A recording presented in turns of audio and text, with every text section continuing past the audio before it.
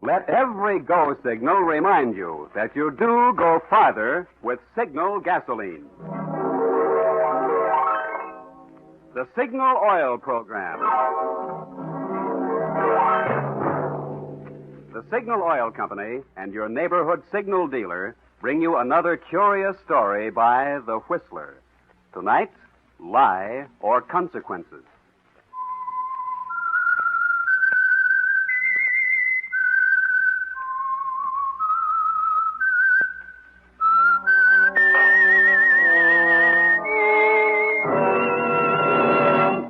I am the Whistler, and I know many things, for I walk by night.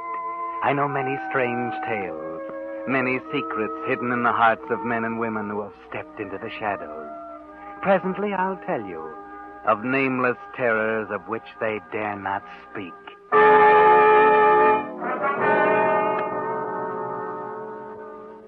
Before the Whistler tells you his story, I think you'd enjoy hearing about a Signal gasoline station in San Francisco, California, that's been run by the same owner, Frank Miley, for 20 years. When I tell you that many customers have been dealing with Frank Miley the full 20 years he's been serving San Francisco, you'll know he really has something to offer. And that something is longer car life. You see, Frank Miley, like all Signal gasoline dealers, has made his customers' cars his life's business. He knows cars thoroughly, and the little tricks that keep them running smooth and long. When customers leave their cars with Frank Miley's Signal station, they know every part, including the important unseen parts, is going to receive the thorough, conscientious service it needs. Because Frank Miley, like your neighborhood Signal gasoline dealer, is in his own business and will be there year after year to back up his work. Well, that in a nutshell is why cars serviced by independent Signal dealers with Signal quality products actually do go farther. And it's why now, when your car has to last out the duration, is a mighty good time for you to get acquainted with your neighborhood Signal gasoline dealer. And now, The Whistler.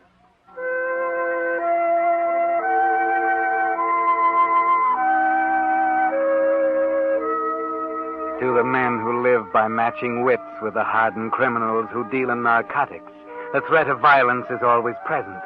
But sometimes that violence has unexpected consequences.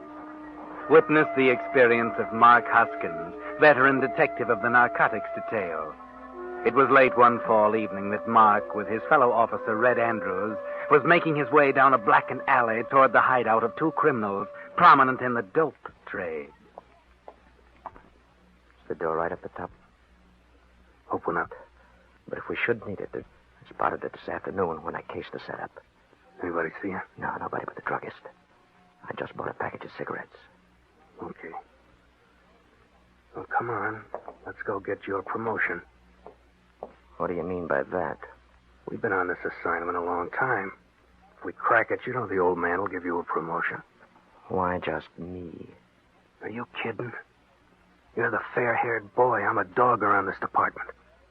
The chief's had a knife in my back a long time. He likes an excuse to twist it. You'll get the promotion.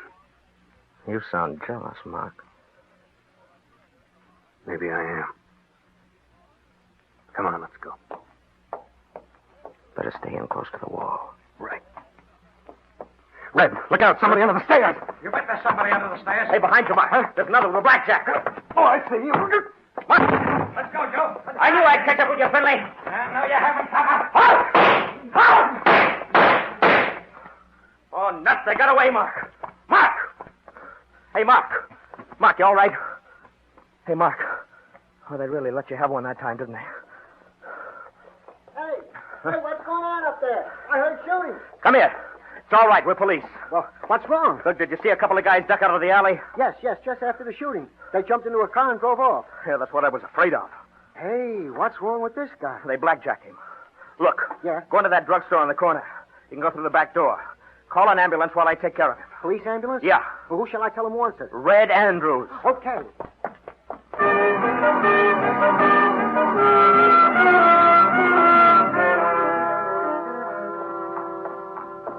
Hey, where did you come from? The alley. I came in the back door. Look, there's a cop out there hurt. Looks like it may be fatal. And the other one asked me to call an ambulance. What were they doing? Well, after some crooks, I guess. Can I use your phone? Sure, go ahead. Thanks. Let's see. Oh, there's the police department number. Wonder how bad that guy's hurt.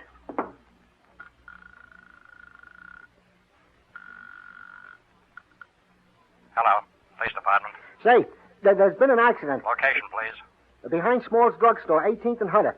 2 of your men tangled with some crooks. Yeah? Well, one of your men is out cold, and the other asked me to call an ambulance. My name is Peters. What about the crooks?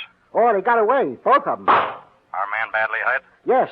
The other one said his name was Red Andrews, asked me to hurry in here and phone. He was working over the one that was out. Okay, we'll get a car right over. Thanks. Goodbye. Say, did I hear another shot while I was in there? Sounded like it. Oh, I better go see, I guess. I'd go with you, only I'm alone here. Can't leave my store unattended, you know. I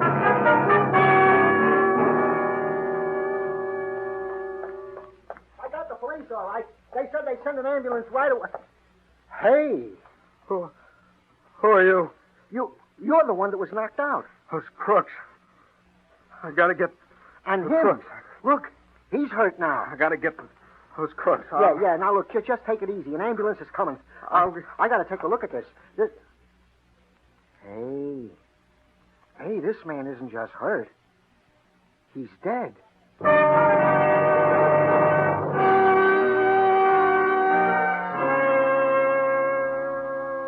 Sorry to have to bring you down to the station, Peters, but you understand. You're the nearest thing we have to a witness. I understand. I think I've told you everything I know. Well, there's just one thing I don't get. Red Andrews was shot. He must have been dead when you called for an ambulance. No, I don't think so. He's the one who asked me to call. Oh. It was the other guy who was out. Mm-hmm. Andrews was kneeling down over him. But, well, when I got back, Andrews was dead, and the other guy was up. He was walking around kind of like he was in a daze. Yeah, I see. Well, we're not going to hold you, of course, but we'd like to be sure you stay in town. Oh, of course. Well, all right, that's all for now. I want to get over to the hospital and see Hoskins.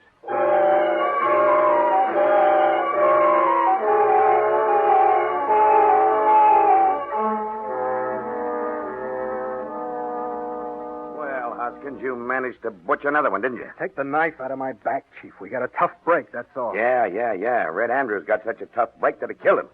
Couldn't you guys have been on your toes? They must have been tipped off. They were laying for us under the stairs. Yeah? Well, regardless of how it happened, I'm holding you responsible for catching the guys that did it.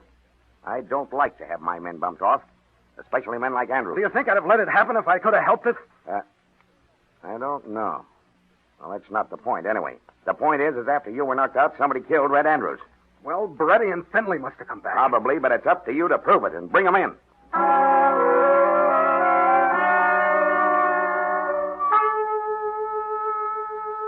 Well, Mark, some rather startling developments took place while you were unconscious. You and Red Andrews exchanged positions in a most peculiar manner, and the chief's putting you on the spot to explain it. Well, now that you're out of the hospital, you better do some checking up. First thing will be to locate Beretti and Finley again. Better check your gun first, though. They're desperate characters, you know. Oh, how do you explain that, Mark? You don't remember firing your gun last night, do you? They knocked you out before you even drew your gun, and yet your gun has been fired. At least there's one round missing. And now, back at the scene of the crime, you've found another clue. An empty shell from your gun. Some shells from Andrew's gun, too, but they were fired after you were knocked out.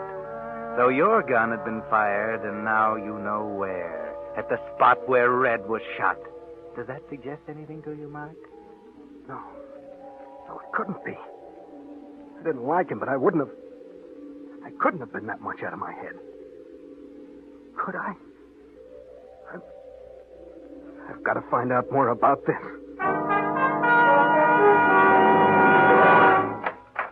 Good morning. Good morning. Can I get something for you? Were you the druggist on duty here last night? Yes, it's hard to get help these days. I have to work night and day. Yeah, I understand a guy called an ambulance from here last night. Yes, that's right. Did he say anything to you? Just that there were a couple of officers in the alley and that one of them had been hurt. I see. How long was he in here? Oh, about 4 minutes, I guess. Did you see anyone else while he was phoning? No. No, I didn't. But see here. Who are you? I'm the guy that was knocked out. Oh. Well, you seem to have recovered. Yeah, outside of a lump on the back of my head. Well, the fella didn't tell me anything other than the report he made to the police. Okay. Thanks.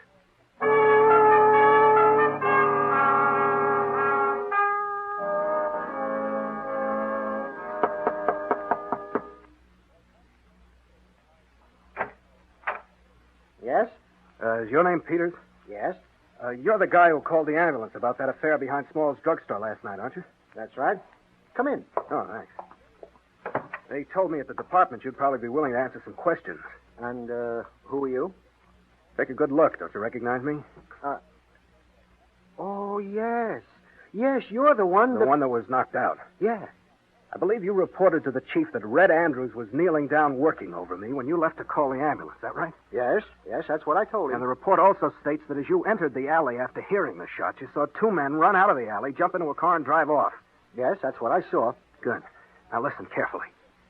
Were you in the drugstore long enough for those men to drive around the block, enter the alley from the other end, kill Red Andrews, and make a getaway before you got back?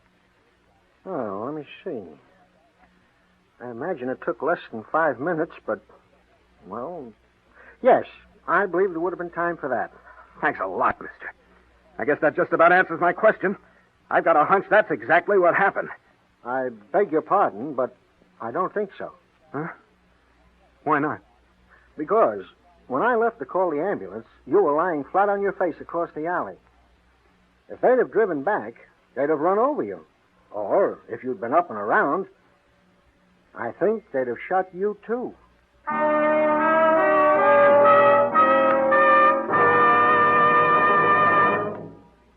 You are listening to The Whistler, brought to you by your friend, the Signal Oil Company, marketers of famous Signal gasoline, your best buy today. Remember to let every go signal remind you, you do go farther with Signal gasoline.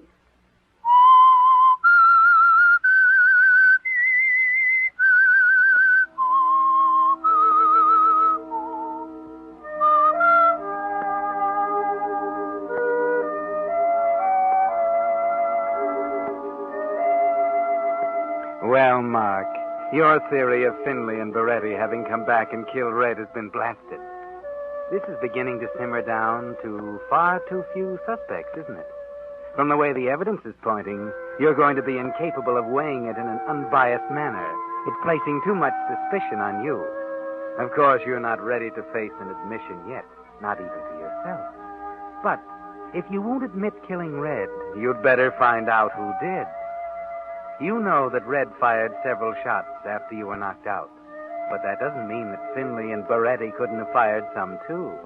Maybe they shot Red during the fight, and it didn't kill him instantly. Maybe he had the bullet in him all the time he was working over you. It's worth investigating, Mark. The coroner could help you there. Hello, Doc. Oh, hello, Hoskins. Glad to see you. Doc, can I speak to you for a minute? Certainly. Sit down. Thanks. Look, you did the autopsy on Red Andrews this morning, didn't you? Yes. Terrible thing. You determined the cause of death? And that's right. He died of injuries sustained from a gunshot. Doc, were you able to tell from the nature of the wound how long Red lived after the shot was fired? Oh, yes. Definitely? Definitely. What would you say, Doc? Could he have lived 10 minutes, 5 minutes? Well, if Red Andrews lived 10 seconds after that shot was fired, would have been a miracle. What? Yeah, he was shot through the heart, close range. Died instantly.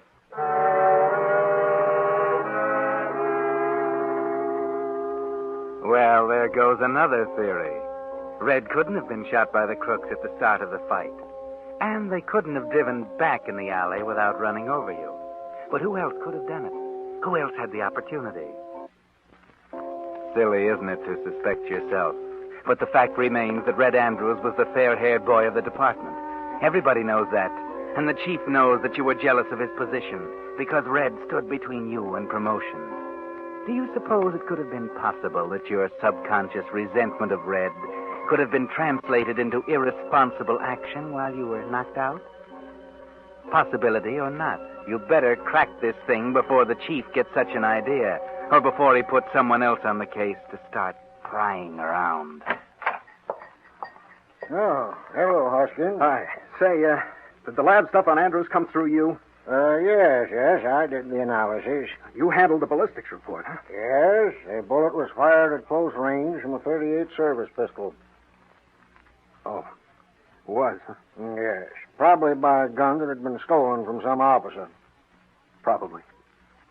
Did you retrieve the bullet? Yes. Mind if I have a look at it? Oh, sure. I have it right here. Here you are. Would it be all right if I borrowed it? Huh? The chief's assigned me to the case. I want to make a comparison, okay? Oh. Well, I guess it's all right. If you'll be personally responsible for it. Yeah, sure. Yeah. But you'll be sure to take good care of it, all right.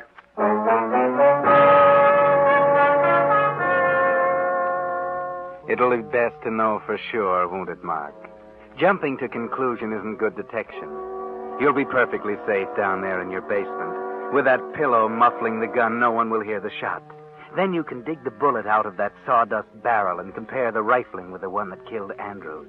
Then you'll know, won't you, Mark?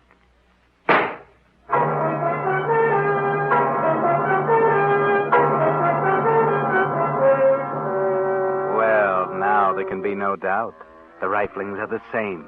The bullet that killed Red Andrews was fired from your gun, Mark.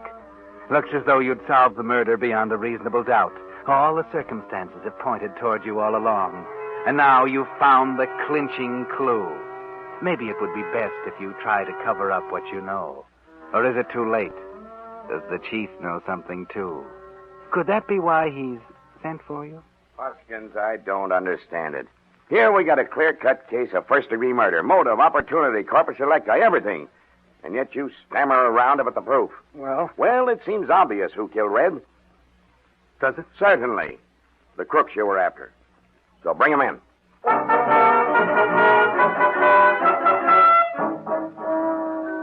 This is becoming a pretty mess, isn't it, Mark? You don't dare bring in Beretti and Finley. As long as they're suspected, suspicion will be removed from you. But if you bring them in, they'll prove that they didn't do it. And then there'll be only one suspect left. You, Mark, you. But the chief's going to put another man on the case soon if you don't turn up something. That bullet. You'd better do something about that before another detective starts snooping around.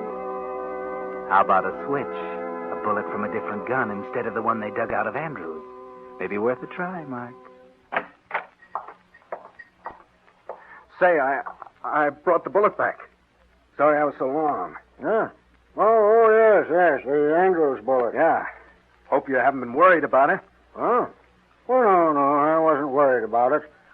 We made a set of microfilm pictures of the bullet when it first came in.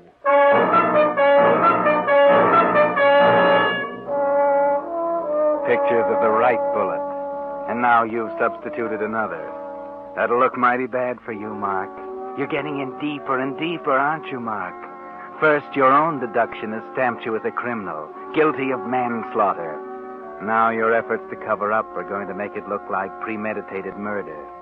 You're wasting precious time now, Mark. 3 days pass, and then there's something else. What does this mean, Mark? A note asking you to see Ben Tolan, one of the best detectives on the force.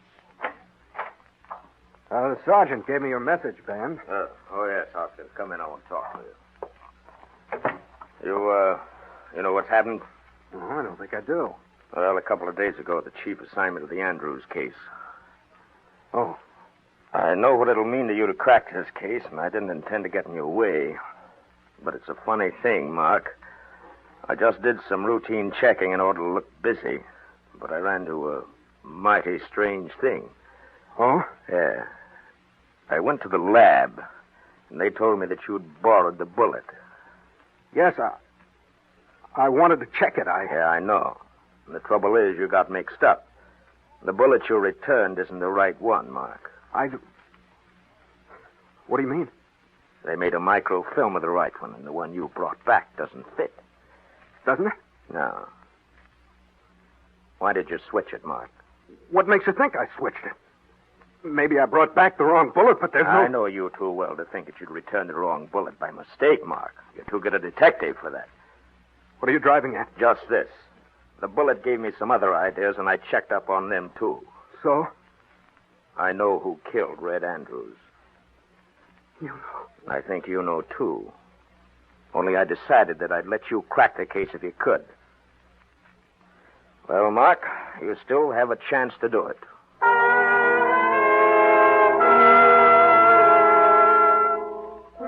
So Ben Tolan knows. He's found out about you, hasn't he, Mark? But it would seem that he's still trying to give you a chance to confess. He thinks it might be easier on you that way, doesn't he, Mark? But he's wrong. It won't be simply a matter of a few years for manslaughter. They'll hang you, Mark. And that's what you're thinking while pacing back and forth in your room. Looks like you're trapped. The only way out doesn't make sense. Or does it? If Tolan is found dead, he can't tell. Yes. Then again, only you would know.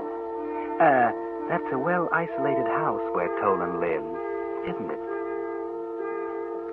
Well, there he sits, Mark, completely unaware of the danger. Why don't you pull the trigger, Mark? You think it might be better to let Tolan know why he's going to die? You could take him by surprise. He hasn't a gun in sight. Tolan? What? Oh, you, Hoskins. Yeah. Surprised? Mark, what are you doing here? I've been trying to get a hold of you. What's the idea of the gun? I came to settle something with you, Tolan. What's the matter with you? You're acting screwy. You've been acting funny for days. Funny, have I? Well, maybe it's funny to you. You're not in my spot. You wouldn't be in such a spot if you'd keep your head. Although I suppose the blow you received... Sure. But I'm not taking a chance on trying to prove that. What are you talking about? You're not turning in that evidence you collected, Mr. Tolan. I'm sorry, Mark, but I waited as long as I could. What do you mean? I left a complete report after work tonight. It'll be on the chief's desk tomorrow morning. So he beat you to it, Mark. No use to kill Tolan now. Then you'd be facing 2 raps. But wait. Yes. You're going to hang anyway. A man can only pay the supreme penalty once, Mark.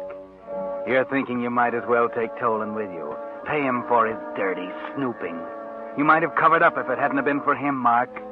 But he's exposed you. It's his fault. Mark, put down that gun. Don't be a fool. I'm not a fool. You don't know what you're doing. Oh, yes, I do. For the first time in days, I'm thinking straight. Now, for the first time, I see exactly what I have to do. You're crazy. Maybe, but my last chance is to try a getaway. I might make it, only you aren't going to be around to know. You had to turn in the dope on me, didn't you?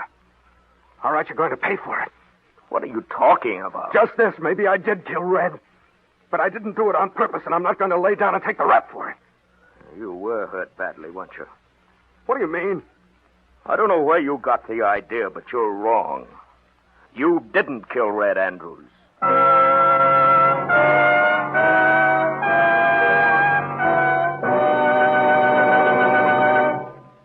The Whistler will return in just a moment with a strange ending of tonight's tale. Meantime, here are 2 tips for making your gas ration coupons go farther. 1, accelerate gradually. Never force your motor by stepping down hard on the gas pedal. You're sure to save precious gasoline in this way. And here's the second tip. Use the gasoline that's scientifically engineered to give you maximum miles per gallon. Signal's famous Go Farther gasoline. For years, more and more Western drivers who keep careful record of mileage have been switching to Signal gasoline. Even today, although certain gasoline ingredients have gone to war, and no gasoline can give you the brilliant performance of pre-war Signal gasoline, the Signal Oil Company is still producing the finest gasoline that can be made today. And Signal still places the emphasis on miles. So the next time you trade one of your ration coupons for gasoline, remember, your best buy today is Signal Go Farther gasoline. And the place to get it is your neighborhood Signal gasoline dealer. And now, back to the Whistler.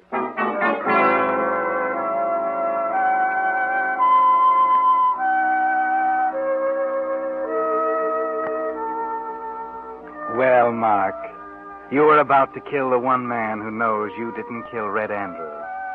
But how can this be? You're a good detective, and all the evidence pointed unquestionably toward you. How could Tolan have discovered something you overlooked? And yet he's told you that you didn't do it. What? I didn't kill Red? No, look, I'll tell you. There was a very obvious clue. You'd have caught it if you hadn't been so busy covering up for yourself. I saw it immediately. Go on, keep talking. You cornered these crooks in an alley behind the drugstore. And they were trafficking in illegal sale of drugs. Get it? Drugs, drugstore. Well, all I did was to go on from there. Well, where did that take you? To the druggist. He was the brains of a dope ring. Now, when you and Red traced the peddlers that close to his store, he figured that you had the dope on him, too. So when Peters went into the phone booth, the druggist slipped out the back door and into the alley. Red was bending down facing her. The druggist went to help him. He bent down, jerked his gun from the holster, and he shot Red. He was back in the store by the time Peters came out of the phone booth. Yeah, he had my gun. Why didn't he kill me, too? Peters had told him that your injury looked fatal, that he didn't have time to check closely, but he figured that he'd taken care of both the cops who had anything on him, but he didn't. And if you haven't been fool enough to obliterate his fingerprints on your gun, I'm pretty sure that'll cinch it. Tomorrow morning, you'll be in jail for the murder of Red Andrews. Not you, Mark. Not you.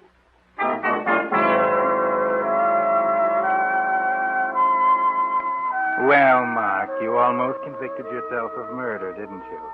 From now on, you'd better be careful whom you decide to kill. You almost shot Tolan. And Tolan is the one who saved your hide from yourself, Mark.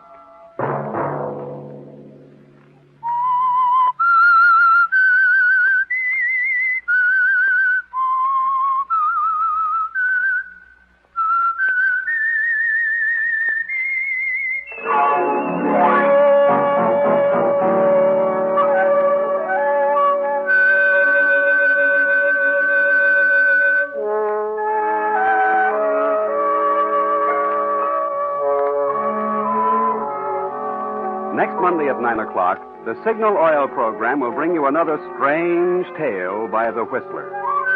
The Signal Oil program is broadcast for your entertainment by the Signal Oil Company, marketers of Signal's famous Go Farther gasoline and motor oil, and by your neighborhood Signal Oil dealer, who is at your service daily to keep your car running for the duration. The Signal Oil program, produced by George W. Allen, with story by Dwight Hauser, music by Wilbur Hatch, is transmitted to our troops overseas by the Armed Forces Radio Service.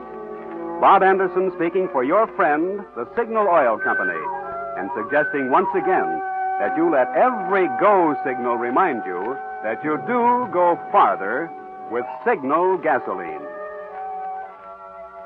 This is CBS, the Columbia Broadcasting System.